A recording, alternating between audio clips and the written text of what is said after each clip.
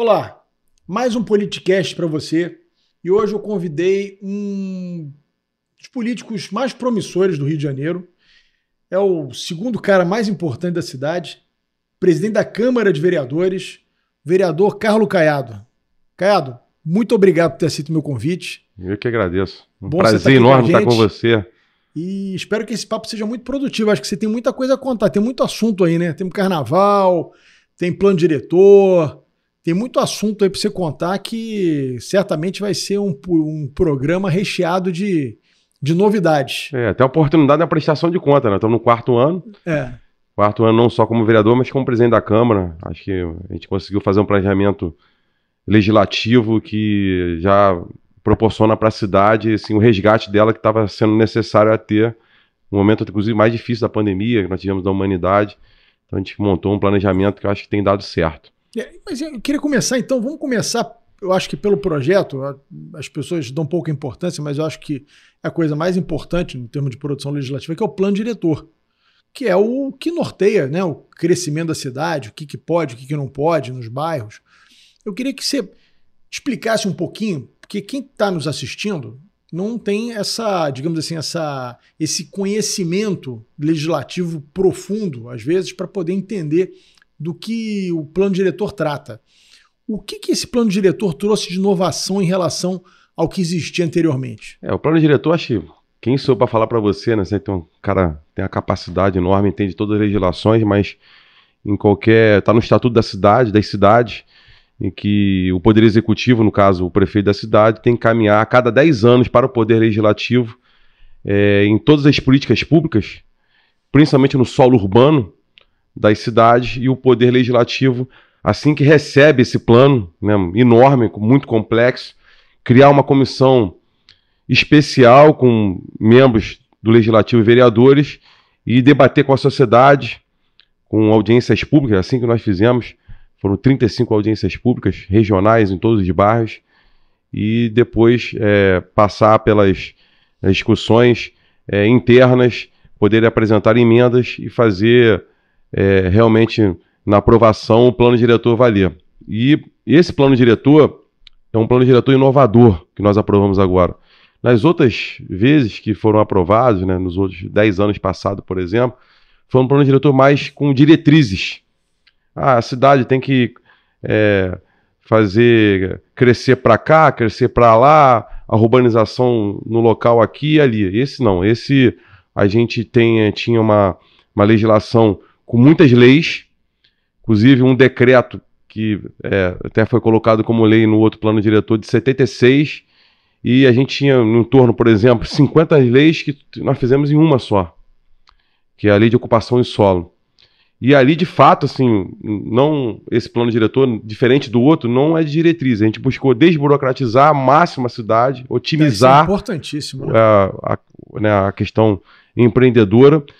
E eu posso separar aqui em vários pontos, eu não quero aqui me alongar muito, mas em dois sentidos que a gente buscou. Em três. Primeiro, como eu disse, desburocratizar o máximo possível, criando segurança jurídica.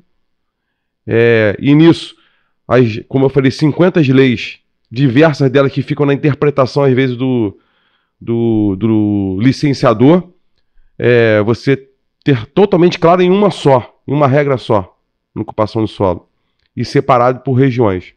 Então, esse é uma questão. E a outra é entender a cidade como ela é, ou seja, qual é a realidade da nossa cidade. E o último objetivo é saber para onde que a cidade cresça, de que forma ela quer crescer. Aí, sim, o plano diretor cria os direcionamentos. Aí, vamos lá, entender como a cidade ela é. Santa Cruz é um bairro imperial, né, histórico de nossa cidade. Importante é ter um polo industrial maravilhoso. Só que nada contra Itaguaí, gosto de Itaguaí, não tem nada contra, mas sou vereador da cidade. Existe um benefício de empreendedorismo, de crescimento, que Itaguaí pegou pelo esse polo industrial, está na proximidade. Por quê? Porque a nossa legislação, aí eu falo do solo urbanística, colocava Santa Cruz, um local importante da Zona Oeste, restrita, né? totalmente restritiva. Então, muito condomínio irregular, crescimento desordenado. Aí o pessoal vai para informalidade, para ilegalidade. Exatamente. A gente sabe isso. que o poder público não tem condições de combater a informalidade na velocidade que seria desejável, né? Sem dúvida. Então, assim, entender a cidade como ela é, estou dando um exemplo. O entorno do polo industrial, você incentivar para que tenha não só o crescimento ordenado residencial, mas como também comercial. Porque toda a produção comercial que atende esse polo industrial de Santa Cruz, como eu estou dizendo, quem está atendendo é Itaguaí. Itaguaí tem até hotel do lado. É isso que eu ia dizer. Esse por é um exemplo, num polo industrial desse, com uma quantidade enorme de indústrias como essa, muita gente às vezes vem para fazer uma reunião, para um fornecedor, um troço qualquer. Às vezes o cara tem que passar uma noite para no dia seguinte voltar, né, para a sua cidade natal. Se você tem um hotel ali perto, certamente você teria ocupação, né? Exatamente. E assim, tem um exemplo bobo. Vários restaurantes de multinacionais e tal, não pode se instalar em Santa Cruz que a legislação não permite. Então agora com esse plano diretor, entender a cidade como ela é crescer para onde tem que crescer, claro, mas aonde já está instalada é ter isso. Aí eu falo para onde a gente quer que a cidade cresça? Para onde tem infraestrutura, onde tenha transporte público, certo? Isso que é onde a gente quer no plano diretor para os próximos 10 anos. A gente colocou no plano diretor incentivos, inúmeros incentivos para que a cidade possa crescer para a sua zona central, sendo a cidade, que é o nosso pulmão cultural, social e econômico, onde tem o porto, São Cristóvão, e a zona norte como um todo. Né? Tem metrô, tem trem, tem BRT, Sim. Tem toda a parte de infraestrutura, de drenagem. Obviamente tem que fazer intervenção aqui e ali, se faz necessário de qualquer poder executivo, no caso a prefeitura, mas a gente deu muitos incentivos para que possa esse crescimento da cidade. Aí eu vou te dar um exemplo em relação de vários incentivos. Um que torna o imóvel futuramente mais barato e presente e de forma presente também, e que em todos os planos diretores, inclusive foi aprovado em São Paulo, você tem uma outorga onerosa, em que quem está empreendendo, né, esse que eu traduzindo aqui, ele tem que pagar para o Poder Executivo, no caso a Prefeitura, né, uma taxa simbolizada lá por uma tabela, enfim, é muito complexo, não vou explicar aqui. São Paulo aprovou cobrando essa parte onerosa, essa outorga, imediatamente. Aqui nós aprovamos de duas formas, aí vai o encontro que eu quero dizer aqui para entender por que Zona Norte, sendo a cidade, etc. A gente colocou isenção de 5 anos dessa cobrança para a cidade toda, porque a gente quer que a pessoa agora vai ser cobrada agora. São Paulo cobrou já no primeiro ano do plano diretor aprovado. O nosso não, 5 anos de isenção para a cidade toda. E a partir do sexto ano, para a cidade, aí eu vou te falar o exceto depois, você a cada ano cobrar um percentual que chega a 100% dessa outorga onerosa, que vai para os cofres públicos para poder intervir em urbanização, escola, educação, transporte. E para a Zona Norte e a parte central do centro da cidade, isenção nos 10 anos. Então aí você já cria um incentivo claro. Sim. Certo? E nessas áreas centrais, que possui toda a infraestrutura e transporte, você cria mais incentivos. Na prática, como exemplo, você não tem a obrigação de ter vaga de automóvel, você cria as fachadas ativas, ou seja, nos primeiros 2 andares você não cobra no ATE da construção para poder ter comércio. E o residencial, se for residencial, a partir do 3º andar, que conta como se fosse o primeiro andar, ali você já tem o residencial, então os 2 primeiros andares você já tem uma isenção de ATE, de cobranças. Então isso são todos incentivos que, nesse exemplo que a gente dá, que a gente quer que a cidade cresça, para onde tem infraestrutura, onde tem transporte público. Esse é o objetivo.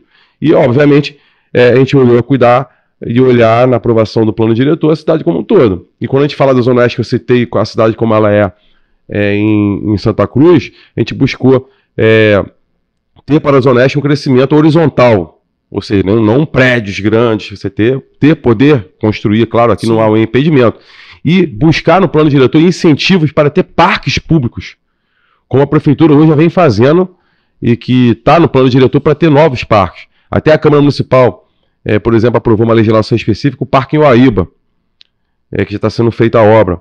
Parque Realengo, por exemplo, está sendo já concluído. Parque Pavuna, que enfim, não é na zona, não é muito próxima da área de Santa Cruz, ali, Guaratiba, etc. São áreas que precisam, né? Precisam. Principalmente, acho que a Zona Norte é uma área que tem muito pouco verde, né? Eu lembro que eu fui, enfim, vou falar de 1999, de 95, 96, eu fui subprefeito do Grande Meier, e uma das coisas que que apareceu muito quando foi feito o PEU, né, o Projeto de Estruturação Urbana do Meyer, pesquisas que eram feitas com moradores, era a falta de áreas de lazer. Ou seja, parques, praças, né, assim, áreas verdes. Acho que é uma área que talvez fosse o caso de se incentivar realmente a construção de muitas... Então, eu quero dar um exemplo, porque às vezes as pessoas criticam, pô, você não quer que construa nada em Guaratiba, Campo Grande? Claro que queremos, mas o objetivo é que ali seja um crescimento horizontal, com mais parques, inclusive tem lá dispositivos de parques sustentáveis, e que quem tiver um terreno muito grande, quiser empreender, dá incentivo para ele poder fazer a construção e ter um parque do lado com o próprio empreendimento cuidando. Então tem vários exemplos para a gente poder dar. Então a gente não está impedindo, mas a gente quer que as pessoas moram perto da infraestrutura, não tem transporte. E você deixar crescer a cidade de qualquer forma, depois gera um impacto enorme, né? A gente vê aí experiências que nós tivemos no passado. Você vê hoje, a gente aqui, Barra da Tijuca, a gente sofre aqui quase que diariamente, porque Jacarepaguá cresceu muito, a Barra também cresceu muito, e chega final de tarde, com aquele retorno da Ayrton Senna, do pessoal que vem de Jacarepaguá para Barra, é um suplício, porque o acesso a Jacarepaguá é muito estrangulado, né? Basicamente aquele, ali no Gardênia, uma pistazinha, né, para o cara ir para Taquara ou para Freguesia. Aquilo ali estrangula todo o trânsito da Barra, né? Perfeito. Aí, nesse encontro, enfim, depois você me corta, você acha que está falando muito em relação ao plano diretor. Mas a gente buscou, assim, não só na Zona Oeste, aqui na AP4, que a gente fala Barra, Recreio, Jacarepaguá e Vargem e tal, você, onde tem transporte público, você buscar ter, né, os empreendimentos com mais facilidade. E onde não tem, você condicionar. Condicionar tem infraestrutura, você não tem esse incentivo. E, claro que a pessoa pode empreender. Nós não vamos aqui ser hipócrita que a cidade não tem que ter quem tem o seu terreno, que sempre buscou com o seu planejamento fazer. Mas a gente também não pode deixar o exemplo, o cara construir uma Minha Casa Minha Vida, que é a população que mais precisa, distante do transporte público, distante da escola e dos serviços públicos. Isso aí criar um problema da solução. É o que a gente tem em vários lugares hoje. E a gente olhou. Como você falou de Barra agora, e Recreio, etc., a gente garantiu o plano Lúcio Costa. A gente garantiu também um decreto antigo, muitos anos atrás, no plano diretor, que o prefeito tinha feito até 2021, reeditando ele, da vida silvestre. Não criar o adensamento para as vargens. Você ter, né, esse cuidado, né, ali é uma área muito que tem que ter esses cuidados de inundações, etc. Sim. Pode empreender? Claro que pode, mas condicionado a questões ambientais. E isso aí inclusive ali, que a gente sempre fala, todo mundo conhece como a Fazenda do Pascoal e Mauro, não sei se ainda é a família Mauro proprietário, ali pode se construir. Mas nesse próprio plano diretor se coloca para ter um parque ali dentro. O cara teria uma questão, nós estamos falando agora, por exemplo, de Rio Grande do Sul. Você vai ter uma área permeável. Né? É um exemplo disso. Rio Grande do Sul, que é o momento hoje, né? Inclusive nossa solidariedade, a gente buscou isso. A Zona Sul restringiu o máximo, né? Eu acho que, inclusive, o Urca é o local ali que todo mundo sempre fala, muito bucólico, muito tradicional de nossa cidade, a gente buscou restringir. A gente garantiu também no plano diretor que a nossa história seja preservada, mas podendo transformar o uso do imóvel, né, a sua transformação em imóveis tombados e preservados. Não sei se alguém vai recordar aqui, muitos estacionamentos em local bonito, com a fachada linda, mas muito histórico, que não podia fazer nada, o cara faz estacionamento e vai deteriorando aquela parede, cai uma hora, desastre. Desaba. A gente conseguiu... Vira depósito de ambulante, eu cansei de fazer operação em prédios pequenininhos que estão abandonados. É um exemplo, a gente garantiu no plano diretor poder fazer a transformação desses imóveis preservados e tombados, garantindo a história, garantindo a fachada, garantindo todo, mas você pode ter moradia, ter comércio, então isso, eu queria dar um exemplo aqui, que nós aprovamos lá atrás de forma específica, mas colocamos no plano diretor como um todo, é Largo do Boticário, aí na Laranjeiras, tem um hotel ali dentro, lindo, mas tem que ter uso, cultural, né? Tem que ter uso, claro. E garantir toda a parte histórica, tudo que era tombado ficou garantido, você transformou para poder ter um hotel. Então, assim, é outro exemplo. E, de forma simbólica, para finalizar o plano diretor, não me alongar muito, a gente fez vários artigos, setores que a gente fala do plano diretor, inovadores. Um a gente fez de favela e comunidade. Nunca teve isso, nenhum plano diretor. Nós conseguimos garantir isso, né? Obviamente, a prefeitura sempre teve favela Barra, enfim, desde na sua época, sempre atuante em relação a isso, Morar Carioca, vários programas. Mas estamos falando aqui de ter um capítulo em um setor obrigatório de planejamento para que 10 anos a gente chegue que as favelas não fiquem só na fiscalização, como você sempre fez, a fiscalização não foi em cima do morador, foi em cima daqueles espertos, fazendo prédios irregulares, perigosos. Por conta dessa quantidade de lei, essa dificuldade de você, às vezes, empreender, até entender a legislação urbana do Rio, como você disse, era um emaranhado de leis que vocês simplificaram agora, o sujeito pega o dinheiro dele, vai para dentro da comunidade, que ninguém, em tese, vai incomodá-lo, né? Ele vai lá e constrói um prédio e vende. Não respeita a legislação nenhuma, não tem que tirar licença, não tem que pagar licença, por aí vai. Né? Então, esses caras é que tem que ser combatidos, né? Perfeito. Então, a gente colocou o setor inovador isso. Depois até te encaminho para você ver, tem vários pontos, regulação fundiária.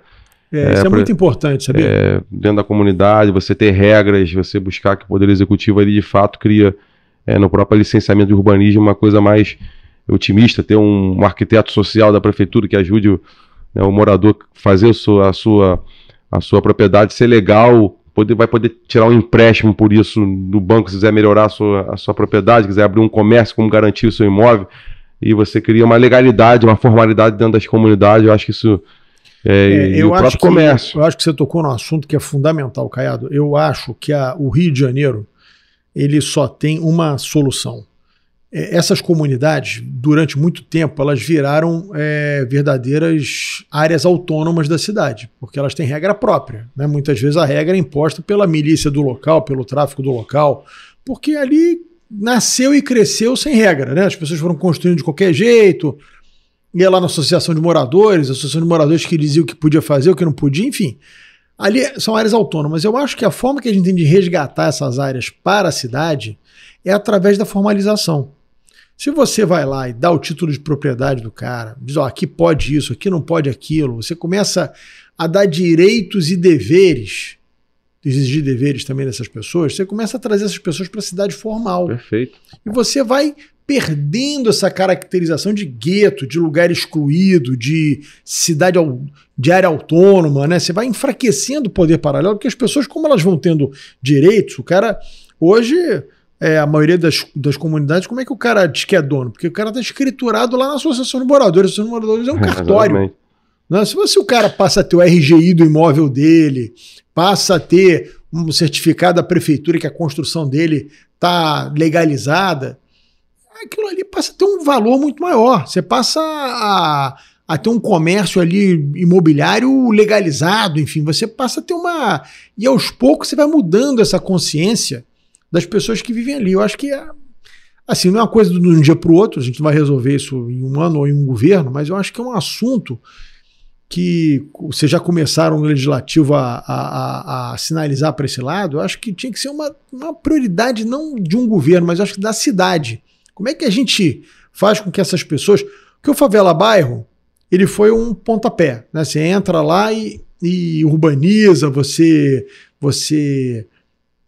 dá acesso, principalmente, você cria um fluxo. Mas eu acho que tem que ter um 2.0 agora, que efetivamente, como é que a gente traz essas pessoas para a cidade formal? Né? O objetivo é esse. Enfim, resumir aqui, muito complexo. Claro. Foram 2 anos de discussões, tem vários setores, setor industrial, por exemplo, aqui no Polo Cine e Vídeo, a gente queria vários incentivos para ser o polo criativo. Até a semana retrasada, a gente teve uma reunião com todos os empresários e associação de moradores em relação a isso, cria incentivos para isso. Inclusive veio até o cônsul me procurar na Câmara Municipal, depois que soube da aprovação do plano diretor, tentando trazer lá uma empresa de tecnologia para esse polo Cine e Vídeo, o cônsul do Japão. Você tem noção, assim, como o plano diretor representa. Sim. E o cônsul do Japão aqui trouxe... Por isso que eu pedi pra gente começar com esse assunto, porque eu sei da importância, né? Eu falei cônsul, mas o cônsul do Japão aqui trouxe um prefeito, esqueci o nome da cidade lá, falar sobre isso. Então a gente criou, assim, a questão da Vida Brasil, com a Transbrasil agora, de que forma crescer.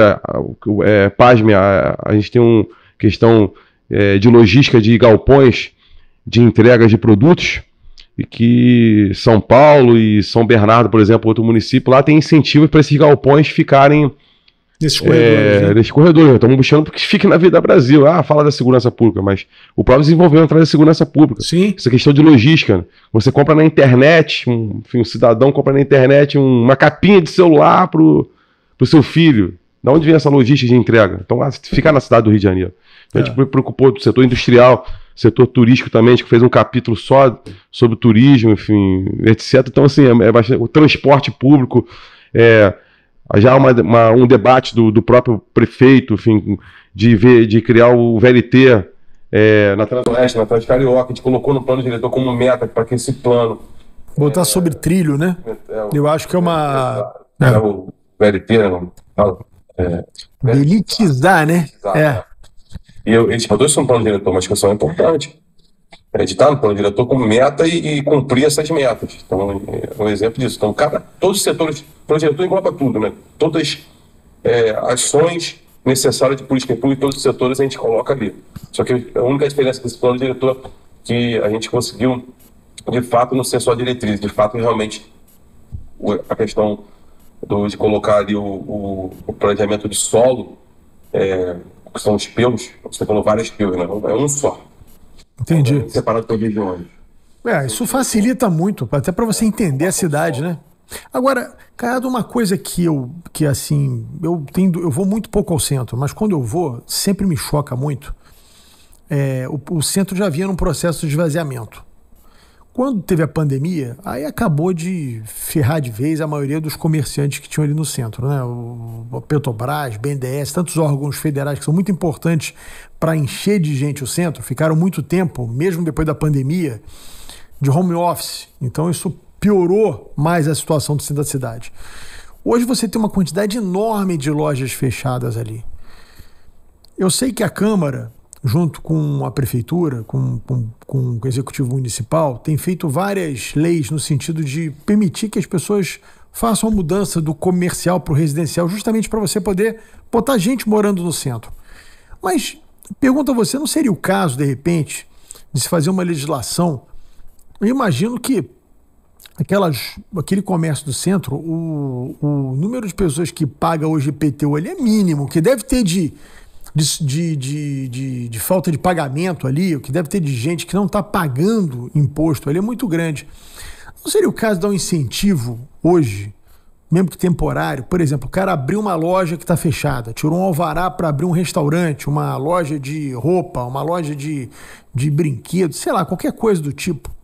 O cara, de repente, ficar 1, 2 anos sem pagar IPTU, para você incentivar, porque é o que você disse, né? Você falou assim, você deu uma explicação bastante profunda sobre o plano diretor, mas o que, na verdade, o poder público é um grande indutor do desenvolvimento. Se você diz ali para os atores econômicos, olha, agora, no centro da cidade, quem montar uma loja aqui tem 2 anos, por exemplo, estou falando aqui uma coisa completamente aleatória da minha cabeça. Pode ser que eu esteja falando uma bobagem, mas eu acho que talvez isso fosse um incentivo para você poder resgatar esse comércio do centro, porque o centro é um pouco a imagem da cidade, né? Você vê o centro tudo fechado, dá a impressão de um Rio de Janeiro que está decadente, que está indo mal das pernas. Eu acho que o centro ser revitalizado, eu acho que é uma coisa muito importante. Você não acha que seria possível uma coisa desse tipo? Como eu falei assim, o nosso centro da cidade é o nosso pulmão cultural, social e econômico. Lá tem tudo, né?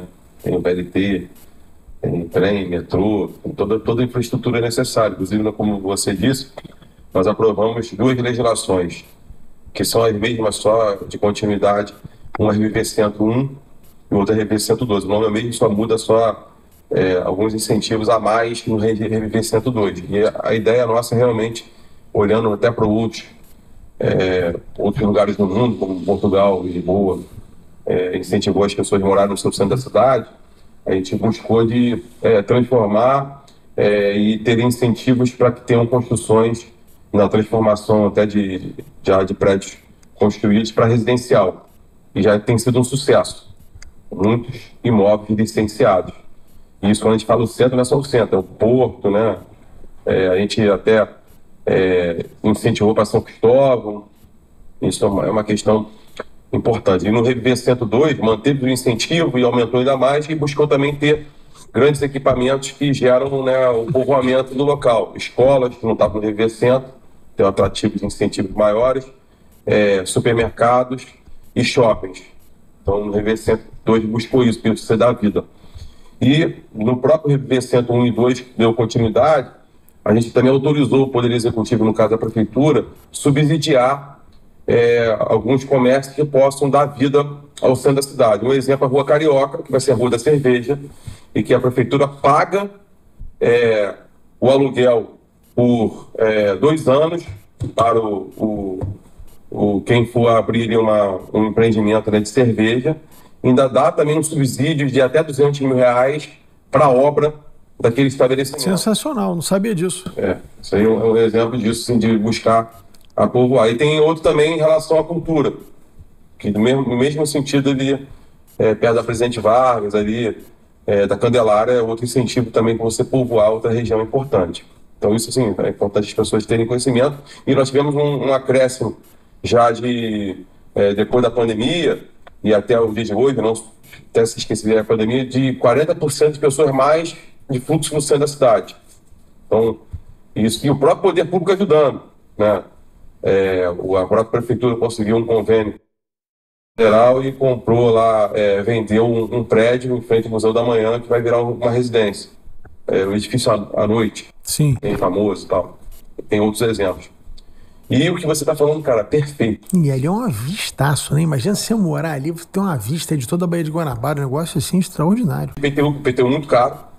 E ninguém paga hoje. Ninguém deve estar pagando lá hoje. O cara tá com a loja fechada, não aluga para ninguém. Exatamente. Não deve estar pagando. Você deve ter uma... Olha, na cidade inteira, o último dado que eu tive, você tem em torno de 40% de inadimplência de pagamento de IPTU. Ali deve estar passando de 60%. Sem dúvida, a ideia é perfeita. Inclusive, até quando eu falei com a secretária, de forma leiga, falando assim, cara, queria ali uma tabela. O cara deu, sei lá, dando um exemplo, deu 40 empregos, a isenção é X. Sim. O cara só deu 4 empregos, aí ele tem um desconto. Para você incentivar que realmente possa abrir mais, mas dentro do incentivo percentual.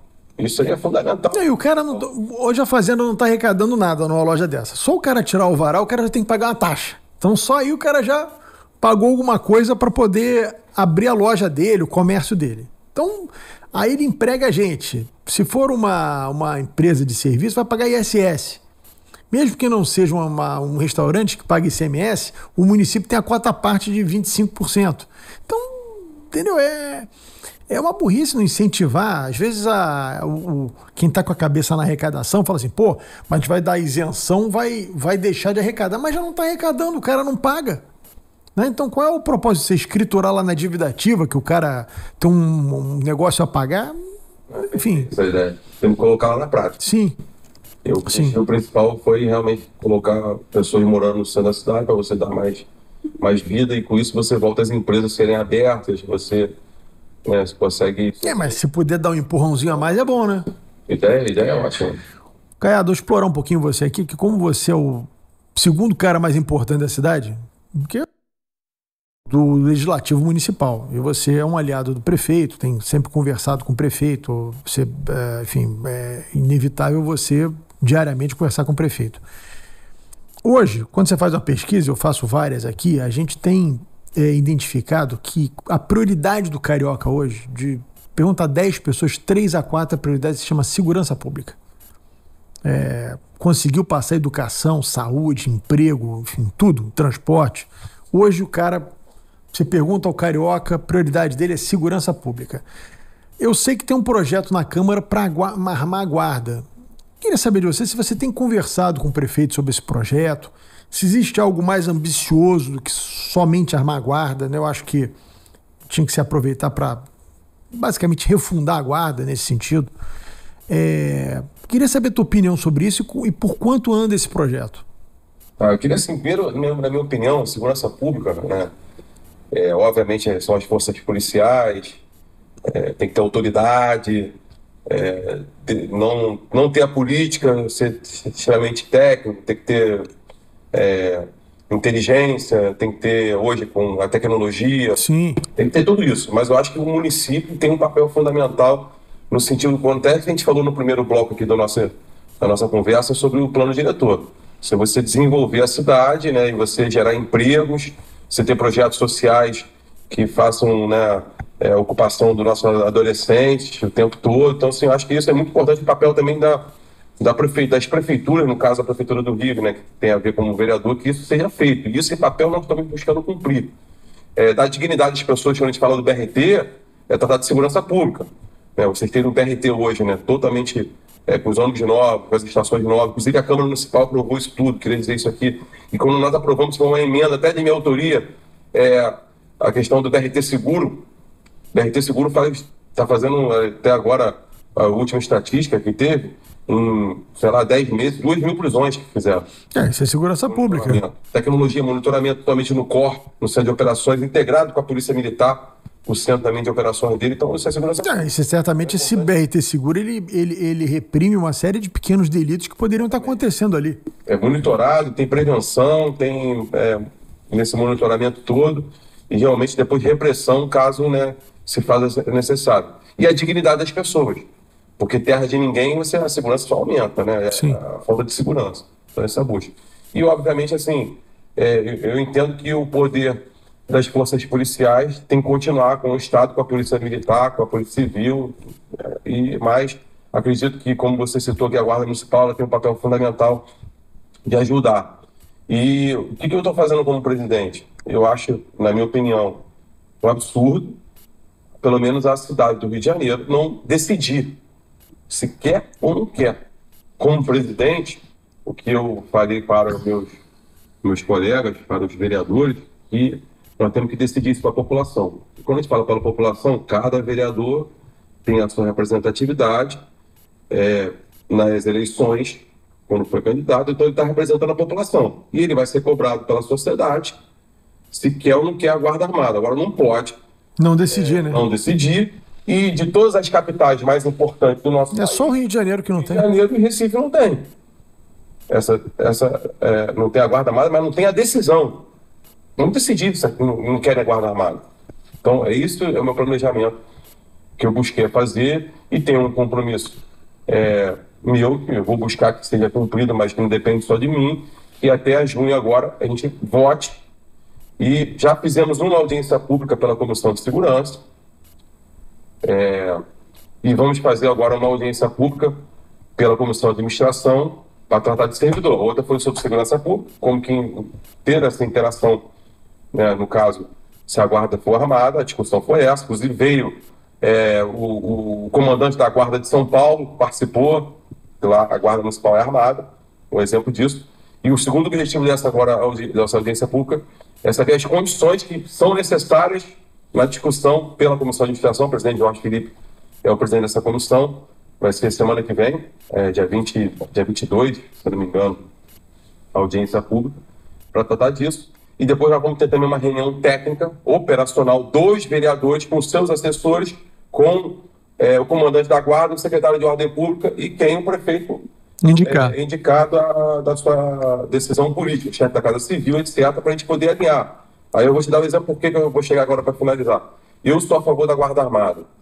O vereador Carlos Caio é a favor, mas eu sou a favor que se tenha, não a Guarda Armada toda, e tenha um grupamento específico da Guarda Armada. E qual seria esse grupamento específico, na minha opinião, que eu vou fazer uma emenda, eu posso ser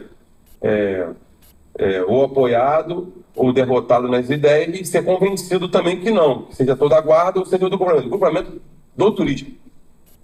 O grupamento da Guarda Municipal, de toda ela, somente ter um grupamento específico armado para o turismo. Que isso, a essência da cidade do Rio de Janeiro, né, é turismo, e com isso você vai unir as forças policiais em vários pontos da nossa cidade que tem a ver com turismo, e a Guarda fica específica a isso. Aí é um exemplo. Outro exemplo da minha opinião, eu não sou a favor das operações que são feitas, que tem que ser feito do poder público para combater o comércio irregular, que a Guarda, na hora de for, né, fazer essas operações que acompanham, né, o agente da Secretaria de Ordem Pública, seja armado. Acho que... Eu vou te dizer a minha opinião, até de quem já foi secretário de Ordem Pública e na verdade, fui o primeiro secretário de Ordem Pública. A gente criou a secretaria na primeira gestão do atual prefeito Eduardo Paes, lá em 2009. O que eu acho? Eu acho que o poder público, quando você fala em armar a guarda, vem à mente das pessoas que você está botando guarda para sair dando tiro em camelô, dando tiro não sei onde. Não é isso. Pelo contrário, o poder público, para se impor, ele tem que ter sempre uma força maior do que a pessoa que está querendo transgredir a lei. Esse é um princípio do poder público se impor. Então, você não pode ter um traficante com fuzil e o PM com 38. Não dá, ele não vai se impor perante o traficante. A Guarda Municipal, como você mesmo acabou de dizer, talvez só a Guarda do Rio e de Recife, das capitais, não seja armada. Todas as outras são. Não é porque o cara sai dando tiro por aí. É porque é importante o guarda ser armado, porque ele, quando você sabe que ele está armado, você vai pensar 2 vezes antes de reagir contra ele. Muitas dessas brigas que você vê na rua de camelô com guarda, talvez não existissem se o guarda estivesse armado. Primeiro, o guarda ia se comportar de uma outra forma, porque ele sabe que ali é uma força extrema que ele só pode usar no momento extremo, né? Então ele tem que ser capacitado para isso. Eu acho que toda essa guarda que está aí, antes de você botar uma arma na mão, ela tem que passar por um processo de capacitação completo. Tem que ser quase que uma refundação da guarda. A guarda, na minha opinião, até tinha que sair dessa história de camelô. Isso você tem um CCU, você tem uns agentes de controle urbano, que eles que têm que tratar disso. Eu acho que o guarda ele tem que ter um papel muito maior de zelar pelo espaço público, mas de uma função de uma qualificação maior. Ou seja, o guarda ele tem que ser um agente da lei e da ordem. Onde tem um guarda não pode ter delito nenhum. Seja ele o sujeito montar uma barraca para vender um produto pirata, urinar na rua, até mesmo roubar uma senhora, furtar alguma coisa. Ele tem que ser um agente da lei e da ordem. E para isso ele tem que estar armado. Como é que você vai botar um guarda municipal na Central do Brasil à noite desarmado? Vai matar o cara, né? É difícil. Ou esse cara vai fingir que tá trabalhando. Porque esse cara não tem como se impor ali à noite, num ambiente extremamente hostil, né, para um agente da lei. Então acho que a discussão é importante, né? Então, aí você já tá me convencendo, tá vendo? Isso que eu tô falando. Isso aqui é importante o debate agora, a gente ter uma decisão. Eu sou muito a favor de ter um grupamento especial para o turismo. Eu acho que porque isso vai melhorar muito a segurança pública. Eu acho que você tem razão quando você diz o seguinte, não armar todas de uma vez. Tem que começar armando. Mas eu acho que não tem como você fugir da guarda toda num final de um processo ser armada. Porque como é que você diferencia? Você imagina, um guarda tem uma arma, o outro não tem. Aí, na cabeça do marginal, todos estão armados. Então, o cara que não tem uma arma, muitas vezes vai ser afrontado pelo marginal com uma arma, porque o marginal acha que o guarda vai estar armado, só que aquele guarda não está armado. Então, você está botando, às vezes, em risco a vida daquele policial que está desarmado, daquele guarda municipal que está desarmado. Então, mas eu acho que você tem razão, tem que começar por um grupo, até para você ir testando, né? Você vai avançando aos poucos. Imagine assim, por exemplo, a nossa entrada, que o mundo todo fala do Brasil ao Rio de Janeiro, claro, qualquer turista, Copacabana. Na orla de Copacabana. A Guarda Municipal é um ponto turístico. Se tivesse o grupamento preparado, especializado, e o guarda armado na orla de Copacabana, até a polícia militar, tem que ter polícia militar junto, cara, tal, mas pode colocar o seu esforço para outras coisas maiores. Linha vermelha, onde que chegam os nossos turistas. Dando um exemplo, assim, claro, de prática, para outras coisas maiores, como você falou. Então, é um exemplo que a gente estava debatendo, na minha opinião. Eu acho que até você tem razão, que pode ser uma guarda armada toda, mas eu acho que um grupamento especial agora para o turismo, você iniciava o processo, depois você ia avançando. Né? No caso, você agora o prefeito Eduardo Paes, é outro prefeito que for sucedê-lo e etc. Assim vai, eu acho que é uma ideia. E numa coisa que você colocou, muito bem colocado, eu até tinha escutado muito tempo atrás você fala isso, quando foi criada a Secretaria de Ordem Pública, que a gente também tem que ter na questão do comércio ambulante, comércio informal, nas suas legalizações, ele também, como foi criada agora a Secretaria de Desenvolvimento Econômico, ter na Secretaria de Desenvolvimento Econômico, ter algum órgão que possa tratar e cuidar. E o cuidado do ambulante não ser somente pela ordem pública. Sim, até você fomentar esse cara, porque o cara que se dispõe a sair de casa para montar uma banca em qualquer lugar para vender qualquer coisa, independente de se está legal ou não está legal, esse cara ele tem uma veia empreendedora. Sim. Porque o cara não buscou emprego. O cara tá pegando um negócio, resolvi que ali eu consigo vender cocada, ali eu consigo vender chiclete, ali eu consigo vender capa de celular. O cara é um empreendedor. Perfeito. Se você pega esse cara aí e capacita ele, dá algum incentivo, ele amanhã pode estar abrindo uma loja. Sem dúvida. E o exemplo disso que você fez mesmo, sendo secretário de Ordem Pública, que eu acho que tem que ser integrado, estou falando para tirar da Ordem Pública, estou falando para integrar o desenvolvimento econômico, que eu sempre te parabenizei, que sempre foi um desejo meu como político da sociedade, é a nossa orla, que hoje tem uma regra, uma legislação, que agora a fiscalização tem que fiscalizar, que são os nossos barraqueiros, né? Cada um fazia o que queria. Você tem regra. Né? Ah, o cara descumpriu ali, mas você já sabe qual a regra. Antes não tinha regra. O cara não tinha nem alvará, né? O cara ficava ali, era uma coisa meio improvisada, as associações é que definiam quem ficava onde. Botava qualquer isopor, tem que ter quantidade certa de isopor, tem que ter a sua lixeira, tem que ter. A prefeitura sabe quem é o principal, quem é o ajudante. Não, você tem uma regra. Você tem as doações que a prefeitura própria deu botando no diário oficial de patrocínio para ter cadeiras novas.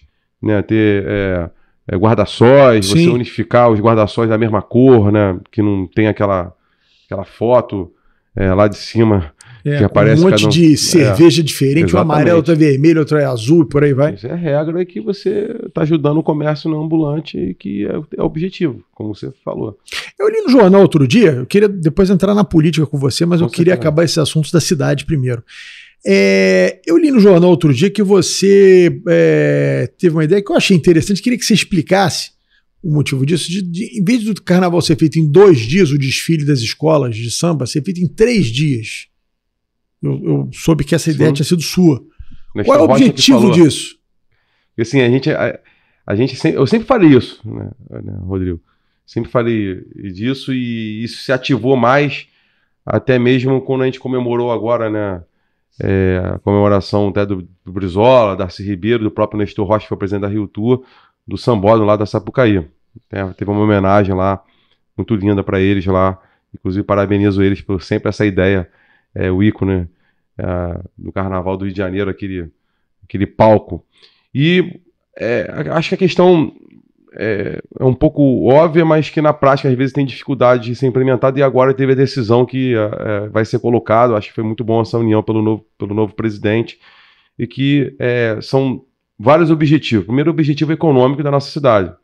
Você tem mais um dia de turista estando na nossa cidade, o rede hoteleira mais um dia, restaurante e etc. Até a própria mobilização de empregabilidade indireta, são as vans, né? São os ônibus, táxi, Uber, exatamente, o próprio transporte público ativo, mais operadores, restaurantes no próprio complexo, aquela coisa toda.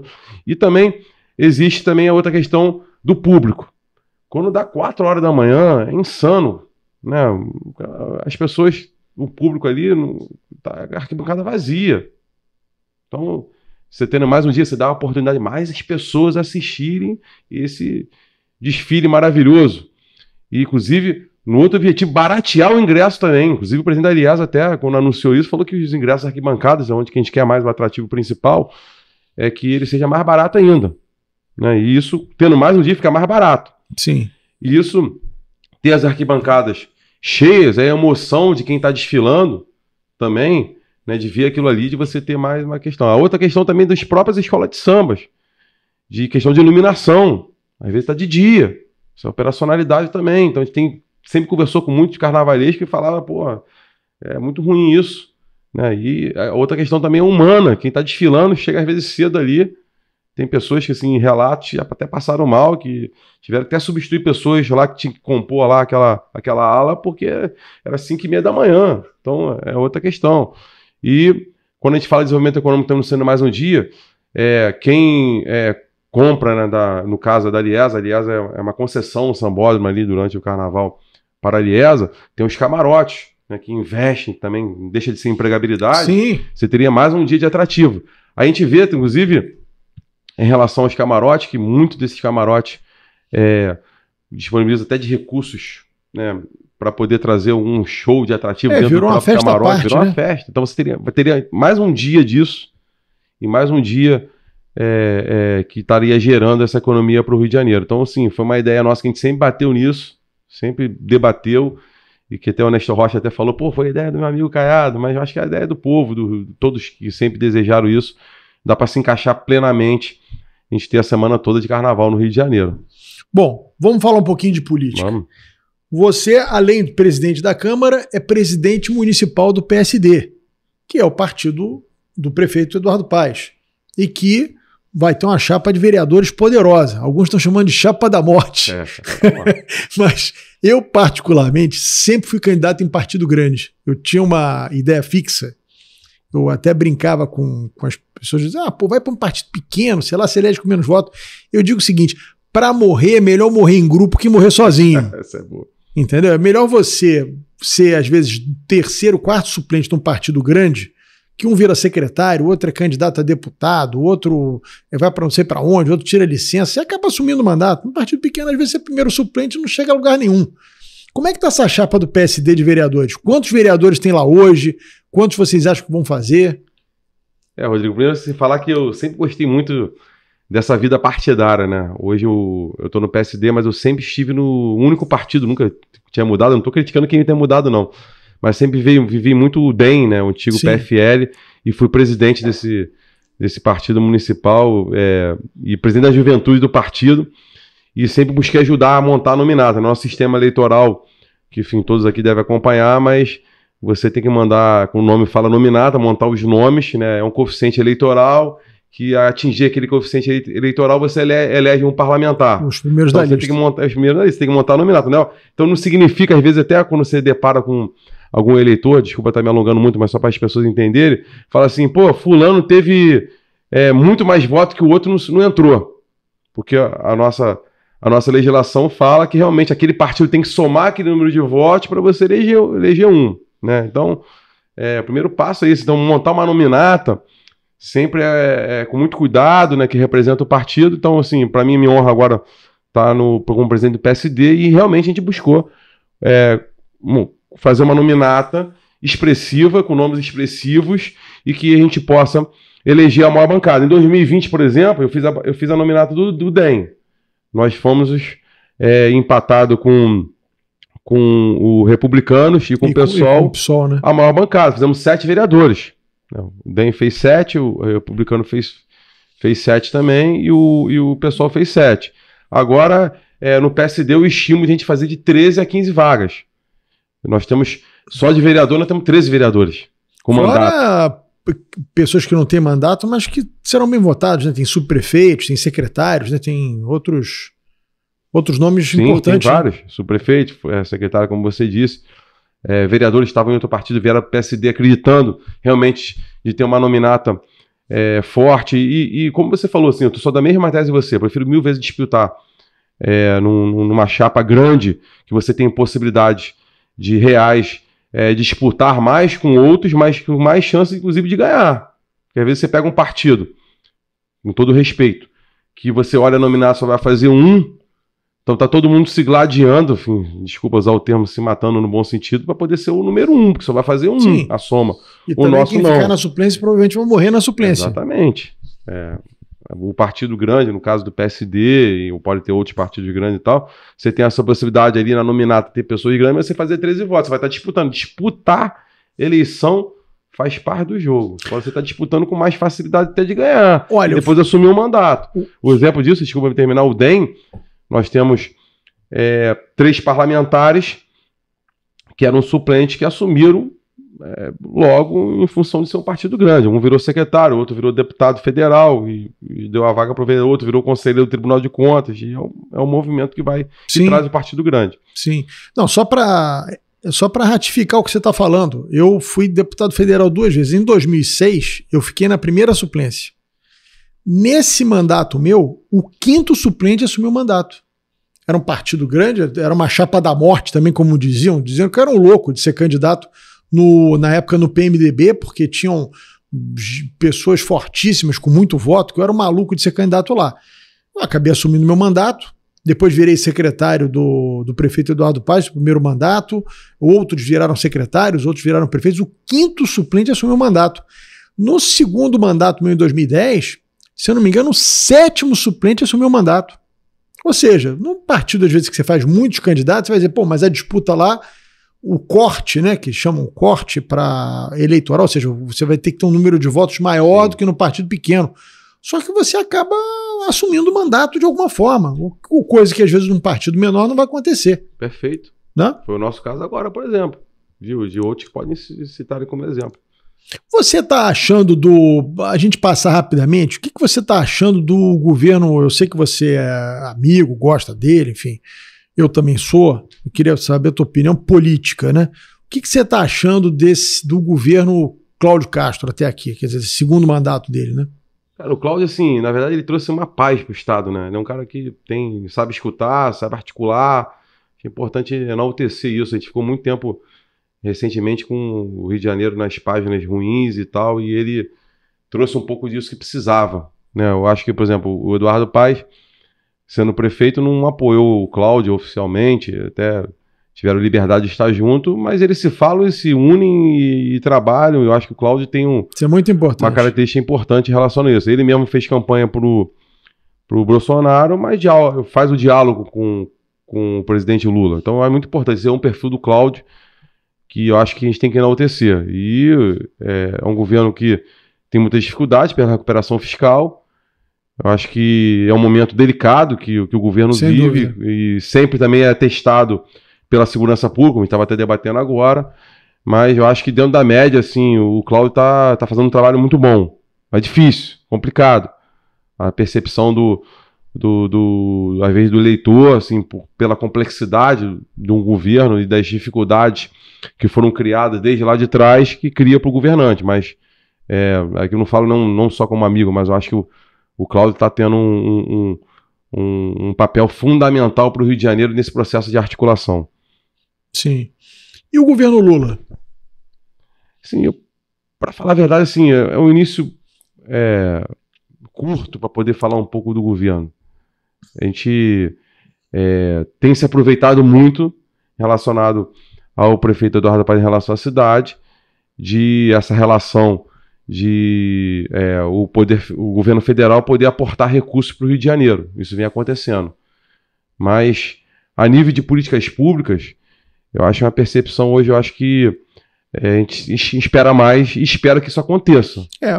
O que eu acho que o Lula, assim, avaliando, o Lula se elegeu muito, uma das razões era justamente por conta dessa necessidade de conflito que o Bolsonaro tinha a todo momento, né? Brigar, conflitar, sair com frases meio infelizes em momentos delicados, né? Como a questão da pandemia. Enfim, tudo isso fez com que as pessoas buscassem no Lula, e o Lula fez muito digamos assim, se aproveitou muito disso, que ele seria um governo de conciliação, até brincava, era o governo do amor, né? O amor venceu quando foi proclamada a vitória do presidente Lula. E eu acho que o Lula, ele tem arrumado tanta confusão ou mais do que o Bolsonaro. É uma coisa que eu não compreendo. O Lula sempre foi um cara tão habilidoso no trato político, e eu acho que ele tem entrado numa quantidade de conflitos desnecessários e trazido para ele um desgaste justamente com o eleitor dele, porque o cara que votou nele queria paz.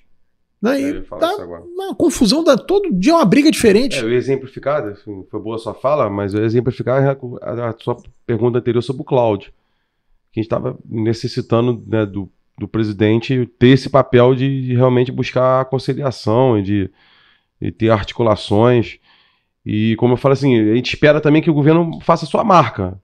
Sim. Como foi anteriormente, teve as suas marcas concordando ou discordando. Mas a gente tem que deixar de lado também essa questão ideológica nesse momento e buscar trabalhar e tirar o benefício para a cidade. Estamos falando aqui, por exemplo, dos hospitais federais. Estou até solicitando uma reunião com a ministra nos hospitais federais do Rio de Janeiro. Tem que ter um rumo. Então, acho que o momento é mais de botar... O grande problema da saúde hoje do Rio de Janeiro é essa ineficiência nos hospitais federais, que eu acho que o hospital no Rio tem até demais. O problema é que não funciona, né? Exatamente. Então, acho que agora é mais arregaçar de manga mesmo, trabalhar e... Eleição já passou, pô. Sim. Só em 2026 para Quer dizer, passou para eles, né? Agora nós temos uma eleição municipal, sim, né? Pô. Exatamente. Aí, para a gente poder encerrar, eu queria saber de você, acho muito importante, você como eu disse, você é uma pessoa muito próxima ao prefeito Eduardo Paes, você tem um papel muito importante no município do Rio de Janeiro, você é o presidente do Legislativo Carioca, da Câmara Municipal, e nós temos uma eleição agora em outubro. O Eduardo Paes será candidato à reeleição e seria o seu 4º mandato. Ele seria o recordista de mandatos no município do Rio de Janeiro. Nenhum prefeito, só o César Maia teve 3, ele agora teria o 4º mandato e seria um recordista na prefeitura do Rio. O que você acha que leva o carioca a escolher o Eduardo Paes pela 4ª vez para governar o Rio e não um outro candidato? Então, eu acredito assim, a gestão e ser um cara trabalhador, né? Às 5 horas da manhã tá na rua, tá em todos os momentos ruins ou bons da cidade. Eu acho que a população espera que o prefeito seja realmente um síndico e que também, ao mesmo tempo, o Eduardo, nesse mandato, foi um mandato que está, né, se terminando em dezembro agora e buscando a reeleição, como você falou, de transformação da cidade, recuperar a reconstrução do Rio em vários aspectos, até no transporte público, do BRT, o porto, como a gente disse aqui. Então, acredito que a população vê no Eduardo um cara que faz as coisas acontecer. Então, um cara que, inclusive, o jeitão dele de cariocão, um cara que conhece a cidade. Eu não tenho nada contra, inclusive gosto pessoalmente do deputado federal Crivella, mas o exemplo disso, o Crivella aos 4 anos, eu sempre falei que ele foi um excelente senador, um excelente parlamentar, mas como prefeito, eu acho que não teve essa vitalidade que a população espera do prefeito. Eu acho que o Eduardo tem essa vitalidade. E comparo que, sim, não estou dizendo que o Eduardo foi um ruim parlamentar, mas o Eduardo ele tem a característica muito mais, né, o prefeito Eduardo Paes, do executivo do que o legislativo. Acho que cada um tem um perfil disso. Você mesmo, você tem sempre quando você esteve no executivo, você foi um cara executor. Né? Foi um bom legislador, um bom vereador e tal, mas você tem um perfil até bem de executivo também. Sem dúvida. Então acredito que a população, acho que, na minha opinião, quem te vê e acompanha, tem esse retorno dos seus impostos e as coisas acontecendo de verdade. Né? Qualquer lugar que você passa na cidade, as coisas estão acontecendo. Ah, tá tudo perfeito? Claro que não. Mas vendo o Eduardo como um cara presente e que bota as coisas para andarem. E por outro lado, né, Caiado, eu fico vendo, assim, fazendo uma avaliação, eu não sou mais inteligente que ninguém, mas como a gente está de fora, eu acho que a gente consegue, eu digo sempre às pessoas, a gente consegue ter uma visão mais ampla da floresta, a gente consegue enxergar as coisas de forma mais ampla, né? Tem uma amplitude maior na nossa visão do que acontece. Por outro lado, também eu fico vendo que a oposição, mais à direita, bolsonarista, carece de propostas para a cidade. Eu não vejo essa turma propondo nada. É sempre chavões, é xingar, é adjetivar o prefeito Eduardo Paes com uma série de nomes, mas propostas concretas. Olha, a gente tem uma alternativa aqui para o transporte público, que é isso, dá para fazer em tanto tempo, dá para fazer isso, dá para fazer aquilo. Nós temos uma proposta aqui para a saúde, nós temos uma proposta aqui para o crescimento econômico. Eu não vejo isso. Não vejo momento nenhum. Que eu acho que é o caminho que todo político tem que ser. Seria esquerda ou direita, seria oposição. É você ter, na sua oposição construtiva, com ideias para as coisas acontecerem. Inclusive, quando a gente fala de prefeitura, no caso prefeito, a Conlurb, o gari que limpa a rua, o hospital que tem o tomógrafo, ele não é esquerda nem direita, ele tem que fazer acontecer. Sim. É isso que eu sempre falo. Entendeu? E aí o que você disse, o Eduardo tem essas características que você descreveu muito bem. Ah, vai para um 4º mandato. Aí o cara olha, bom, mas o que tem de novidade aqui para eu votar? Ah, tem um fulano, mas qual é a proposta do fulano? É verdade. Ah, não sei. Aí o cara vai trocar o certo pelo duvidoso? Não vai. Concordo plenamente. Então, assim, o Eduardo é o cara executor mesmo. Que a cidade espera. E que entende a cidade. Colocou a cidade no seu patamar, em discussões, inclusive a nível mundiais. Sim. Inclusive de desenvolvimento. Quando a gente fala do Porto, cara, o Porto é uma realidade. Hoje nós temos um IMPA lá, temos uma operação de empresas de tecnologia, e você tem um rumo, tem vários eventos importantes da cidade, do mundo vindo para a cidade do Rio de Janeiro. Então, assim, acho que o Eduardo ele tem essas duas características de fazer as coisas acontecer de verdade, ser um cara empreendedor e também de planejar a cidade e saber representar a cidade. é um anfitrião do nosso país, com todo respeito a São Paulo, a nossa capital, em Brasília e tal, da cidade, do Brasil todo, pro mundo, é o Rio de Janeiro. Então o prefeito tem que ter essa dimensão, e eu acho que ele tem essa dimensão. O próprio Jogos Olímpicos é um exemplo disso, dos legados que estão sendo entregues agora, e que são legados importantíssimos, que dá essa representatividade da cidade para o mundo, né, de cumprir. E as eleições, eu acho que sempre é bom um teste para isso. E estamos aí nessa aliás, luta. Uma coisa que eu digo muito, como é que a escolha dele, do vice dele, vamos ver. Uma coisa que eu elogiei muito a Câmara de Vereadores, algumas pessoas não compreendem, principalmente parte da imprensa gosta de ver sangue, né?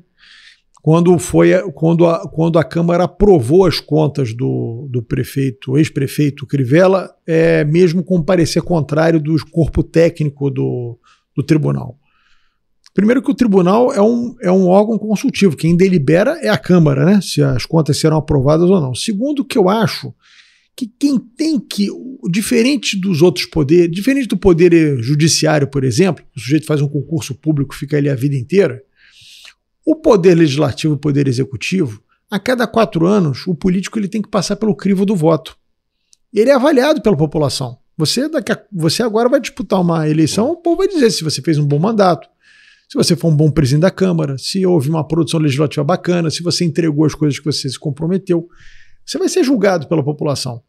Então esse negócio hoje, às vezes o poder judiciário tem mais importância na vida política do cidadão do que o poder legislativo e executivo. Então, o sujeito ganha a eleição, hoje, agora mesmo, nós estamos tendo a votação de uma possível cassação da chapa do governador Cláudio Castro e do Thiago Pampolha. Quer dizer, eu não estou... A coisa é gravíssima. Nós temos que avaliar. Agora, eu acho que você caçar um político, tirar o direito dele de disputar a eleição, tem que ser num caso muito extremo. Muito extremo. Porque foi o que eu disse, eu falo muito à vontade que eu não pretendo mais disputar eleição nenhuma na minha vida. Quem tem que dizer, quem tem que caçar o político é o povo. Numa democracia, quem caça o político é o povo. Vai lá e não vota e tira o cara. Entendeu? Assim, não pode ser delegado essa função a um técnico do Tribunal de Contas, a um juiz de primeira instância. Esse cara é sobrepor a vontade popular.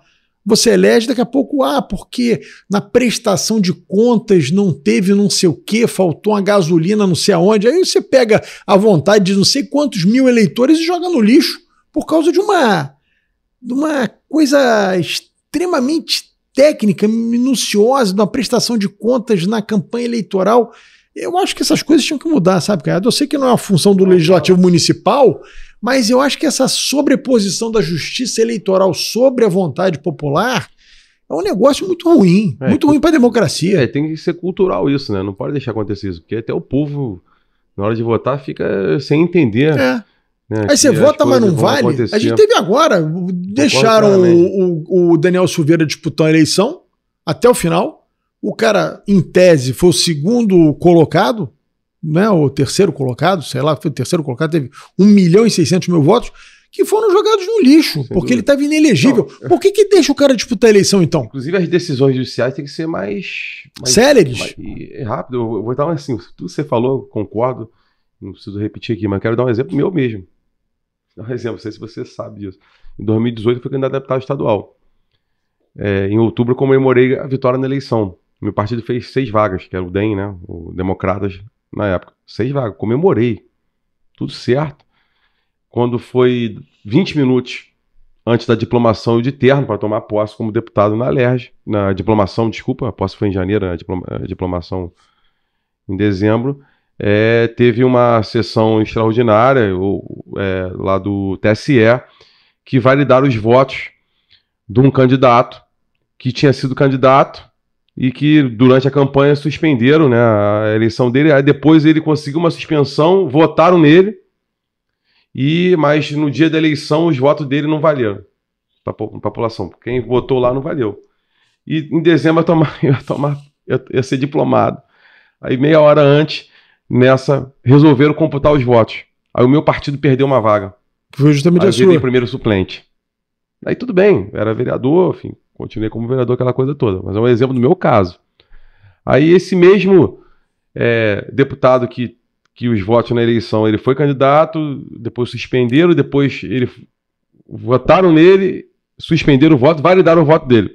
O mesmo processo dele, que ele teve, ele foi candidato a prefeito em Petrópolis. É o caso do Rubem Monteiro, que também foi outra loucura. Então, eu ia citar esse caso aí aqui. ele ganhou a eleição em Petrópolis, aí não deixaram ele assumir a prefeitura, e depois ele retornou para a prefeitura 1 ano e meio depois.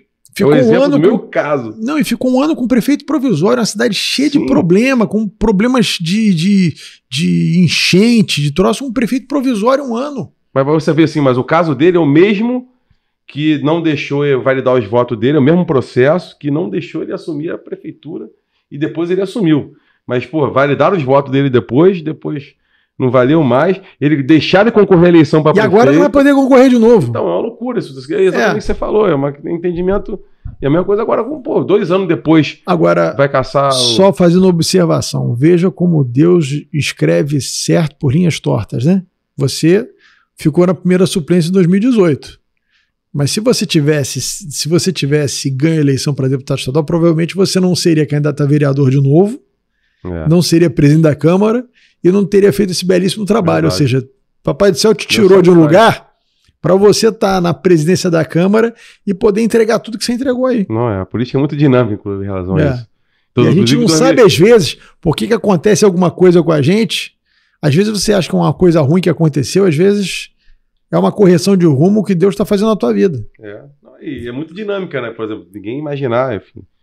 Foi até um desastre que o Witzel ia ganhar a eleição em 2018, né? Sim. Mas em 2018, quando sai a deputado estadual, o nosso grupo político, enfim, o próprio Eduardo Paes, candidato a governador, todo mundo achou que o Eduardo ia ganhar, todos nós, né? Achamos que veio o Witzel. Eu estava com vontade, inclusive o próprio ACM Neto, na época do DEM, enfim, o César Maia, o Rodrigo Maia, o Eduardo, de ser candidato a prefeito em 2020. Então, aí depois... me elege estadual, vira suplente, uma loucura que você falou, vereador, presidente da Câmara, então assim, as coisas vão se desenhando na política, né, cada um, eu sempre escutei isso do meu pai, falar assim, pô, política é igual nuvem. Essa frase era do Ulisses Guimarães, né? Guimarães, meu cada hora tá de um jeito. Isso, exatamente, é a mesma coisa, exatamente isso. Nós estamos falando aqui hoje, daqui a pouco sair da porta ali da gravação, muda tudo. Já aconteceu alguma coisa. Mas eu acho que isso que é o legal da vida, isso que é o legal da política também. A política é muito dinâmica e vamos trabalhar sério para defender a nossa cidade. Cidade maravilhosa, tem mais uma eleição agora. Espero que o povo participe e leve a seriedade para o legislativo. Nós temos pesquisas, muito importante. Nós temos pesquisas recentes que às vezes o eleitor votou para prefeito, sabe para quem votou para vereador, não lembra para quem votou para vereador. Vai cobrar então, como, né? Exatamente. Vote no seu vereador e acompanhe ele do início até o final, cobrando. Hoje é muito fácil com as redes sociais, é muito fácil saber onde que o teu político está, é muito fácil cobrar ele.